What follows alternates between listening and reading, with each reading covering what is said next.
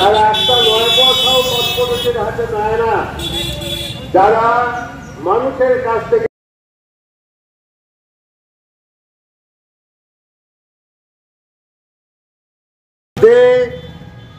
সিবিআইকে এসবিআইকে তার যে তথ্য সেই তথ্য প্রকাশ করতে হবে। আজকে সেই তথ্য প্রকাশের শেষ দিন, বৈকাল 5টার মধ্যে সে বিষয়ে বিস্তারিত যে আলোচনা, সে আলোচনা হবে।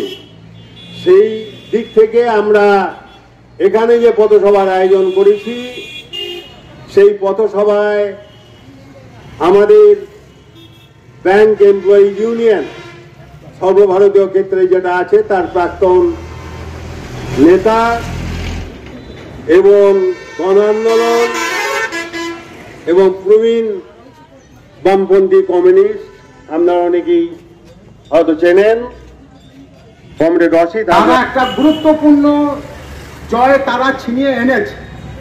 কর্পোরেট পুঁজির যারা দাসত্ব করছে, সাম্রাজ্যবাদী পুঁজির যারা দাসত্ব করছে, একই সঙ্গে সেই পুঁজিকে যারা সহায়তা করছে, লুণ্ঠন পুঁজির যারা প্রতিনিধিত্ব করছে আমাদের রাজ্যে, আমাদের সরকারে যারা রয়েছে তৃণমূল কংগ্রেস, তাদের বিরুদ্ধে লড়াই করে তারা এটা অর্জন করেছে।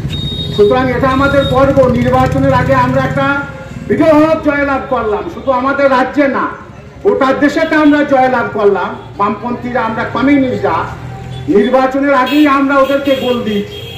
যারা আমাদের দেশে রাজনীতি বোঝে, আমি জানি না তৃণমূলের লোকেরা, বিজেপির লোকেরা কতটা তারা রাজনীতি বোঝে, যে আমরা ওদের গোল দিয়েছি। ওদের গোলপোস্টে ওরা দাঁড়াতে পারে না, একদম হচ্ছে যে গোলপোস্ট বার ভেঙে যাওয়ার মতো উপক্রম, সেরকম জায়গায় গেছে। কেন এটা বললাম না, প্রথমত মনে রাখতে হবে 2017 সালে আমাদের দেশের পার্লামেন্টে মোদী সরকার একটা আইন নিয়ে আসে।